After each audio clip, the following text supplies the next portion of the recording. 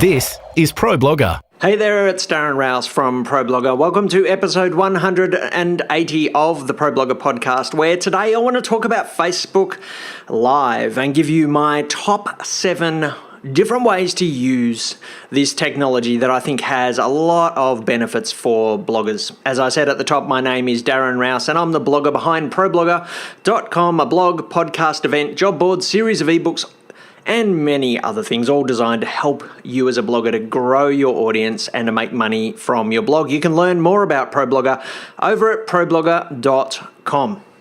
So in today's lesson, we're talking Facebook Live, and we've seen over the last 12 or so months, Facebook continue to develop this particular aspect of their platform.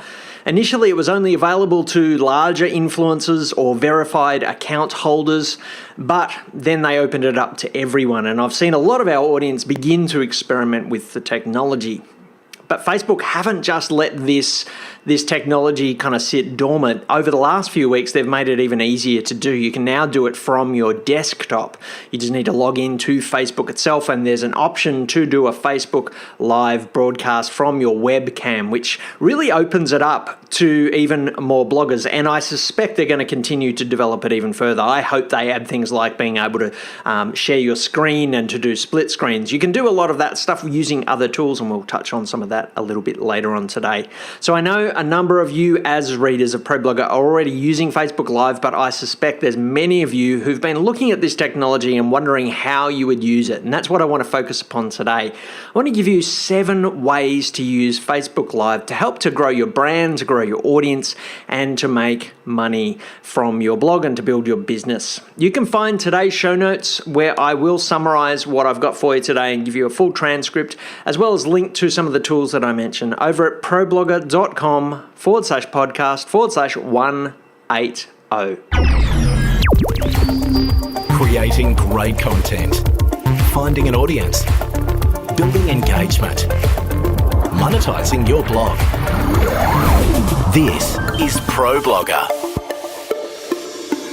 Okay, let's get into today's show. Hopefully you cannot hear my air conditioner, which is pumping really loudly at the moment. It is just past 38 degrees Celsius here in Melbourne.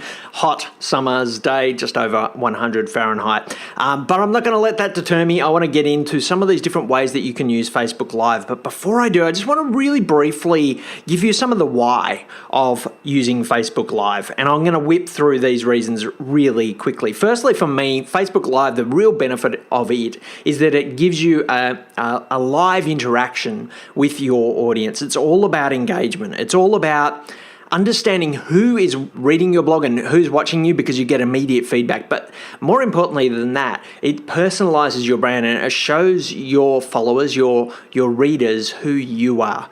I've lost track of the amount of people that have contacted me after watching one of my live videos and having interacted with me on a live video. I've lost count of the number of people who've said things like, you're not the way I had previously thought of you. You're different to my previous perception of you. And usually the difference is a positive difference, I'm pleased to say. So Facebook Live does open up that engagement with your audience, and it certainly warms up your audience. I've noticed many times after a Facebook Live that people will leave comments on my blog for the first time ever, having seen me on a Facebook Live, or they will purchase a product in the days that follow as well. And I think it's really about that engagement. It helps your audience to understand who you are, helps you to understand them, and it helps them to feel like you have noticed them because you're seeing their comments, you're interacting with them. It helps you to understand who's reading your blog, which gives you insight into the type of content that you can create as well. I find Facebook Live gives me a lot of energy as well. It's quite often after doing a Facebook Live that I will have an idea for a blog post, and I'll have real motivation to write that post because I've just been asked a question, or I've just seen one of my audience members with a particular need. And I've lost track really of the amount of podcasts that I've created almost within minutes of completing a Facebook Live, because it does give me energy and motivation and ideas as well. It's also a really great way of testing your ideas. If you've got an idea for a blog post or a podcast or a piece of content or a product, jump on Facebook Live and test that. You get immediate feedback with your audience as well. It's also a great way of increasing your reach on Facebook. Facebook are prioritizing Facebook Live at the moment. They are showing your live videos to a larger audience than pretty much any other type of content that you could put onto Facebook at the moment. And I've seen this time and time again. I did a Facebook Live just last week. I think on the ProBlogger page, we have an audience of about 80,000 people who followed our page. That video had reach of over 150,000. And that's because Facebook are prioritizing that. And it's the type of content that people like to share as well. And so it is a great way of finding new readers or engaging with those readers who perhaps haven't seen your content for a while on Facebook Live because of their algorithm, on Facebook because of the algorithms. So there's a whole lot of reasons there. I think it does help to build your brand, to build your audience, and there's potential for it to help you to monetize as well. So the question then is, how do you use it? And what type of videos should you be creating on Facebook Live? And really, there's no one answer. I've seen 10, 15 different types of videos that bloggers are using on Facebook Live. But today I want to just share the top 7 that I've seen and done myself. You're listening to Pro Blogger. Number 1 is my favorite, and that is to do an Ask Me Anything video. Now, I will say right up front that this is the one that you do need to have an audience for. If you are a small blogger, this may be a bit of a tricky one, or you may need to really work hard to get people to show up on your Ask Me Anything video. This is where you sit in front of the camera and you take questions and you answer those questions to the best of your ability. This is what I predominantly use Facebook Live for at the moment. I'm trying to do it at least once a week. I'll jump on. Sometimes I announce it beforehand with an email or in Twitter to try and get people to my Facebook page just before it happens. That certainly helps to get more interaction. I find that I need 20 to 30 people to be watching live to get enough questions to last me at least half an hour. And that's the minimum that I'm looking to be on Facebook Live for, is about half an hour, because it takes a little while for your audience to grow and for Facebook to be able to prioritize it. So you want to be aiming for at least that long.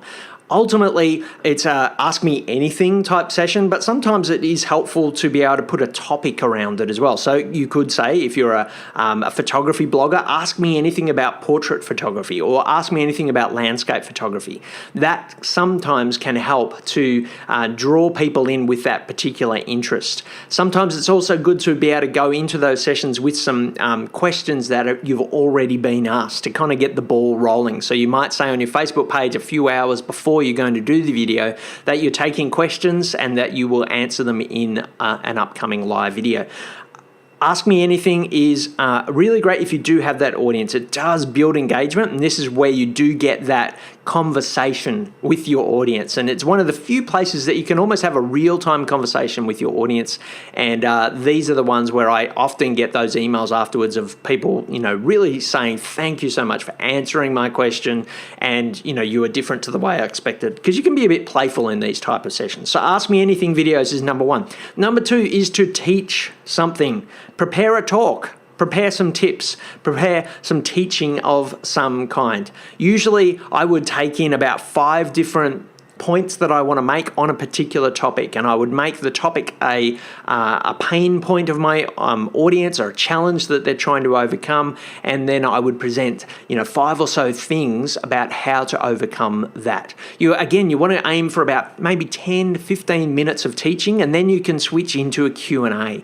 That's where you get a little bit more interactive, and you want to say right up front that today I'm not here to answer questions right off the top. I want to teach you something, and then we're going to take a Q&A as well.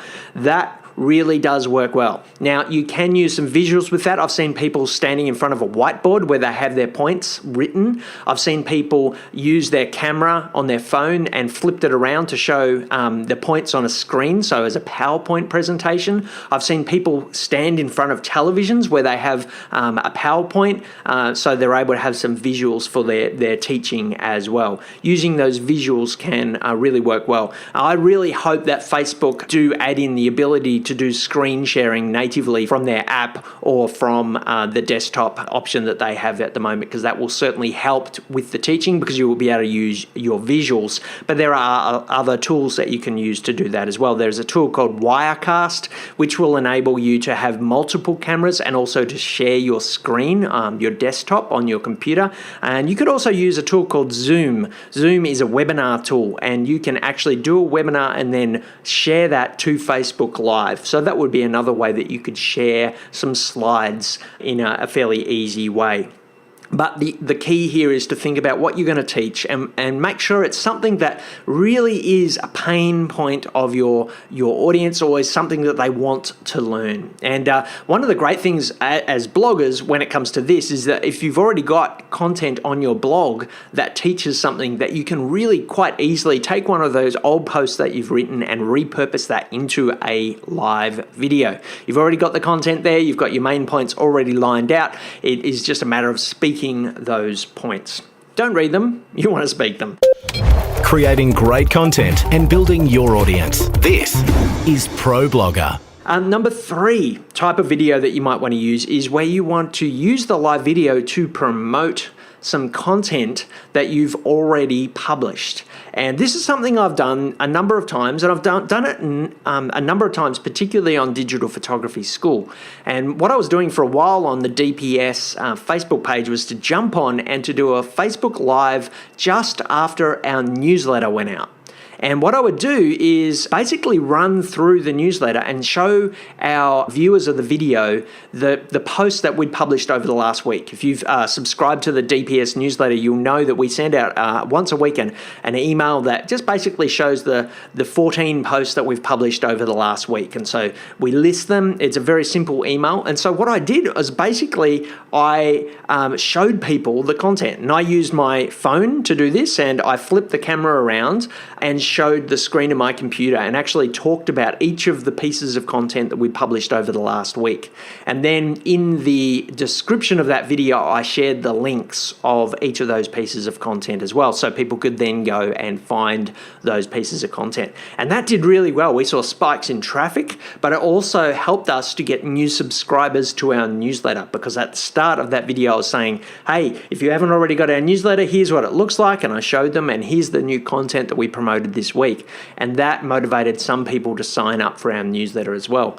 Now, you could do it with your newsletter, or you could do it every time you write a new blog post. You could say, hey, today I published this, and you might give a few of the reasons that you published that post. You might even give a bit of a teaser of some of the content itself, and then you give people the link to go and find that piece of content. You might also take some questions. You might say, go and read it now and let me know what you think about it, and get feedback on it in some way. So promoting content, promoting a newsletter, promoting some feature of your blog is the number 3 type of video that you might do on Facebook Live. Number 4 is to do a review or to demonstrate something. One of the beauties of video is that you can show stuff. It doesn't just have to be you standing in front of a camera talking into the webcam. You could be actually illustrating how to use something, or to show a product or something that you've got that might interest your readers in some way. You might do an unboxing. If you get a parcel in the mail, you could do an unboxing if you know what it is, and then give your first impressions of that particular product. I've seen a number of bloggers do this in the fashion space, fashion bloggers who actually unbox a dress and then sort of duck behind a little place and put it on and then show it and get feedback on it from their audience. I've seen parenting bloggers demonstrate toys with their kids, actually showing the products that they have been given for review. So you could do this as a first impression review and then go on and write the full review later on. The great thing about Facebook Live is that you can embed the videos that you do as a Facebook Live into a blog post later. And that's pretty cool. So you could actually say in your full review that you write up on your blog, here's a video that I shot with my first impressions, and then give the rest of the content underneath that as written content. So doing reviews, demonstrating, if you've got something particularly visual that you're writing about, that could be a great way to use Facebook Live. Similarly, if you're a travel blogger, to show a destination, I guess in many ways that's a review or a demonstration of that destination as well. So if you've got something visual that you're blogging about, Facebook Live could be brilliant for you.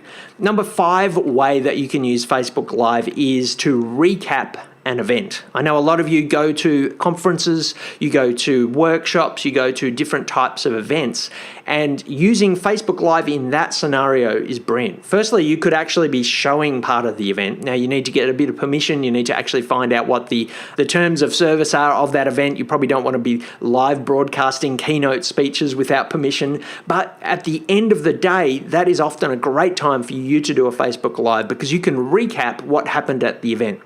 And I've done this a number of times.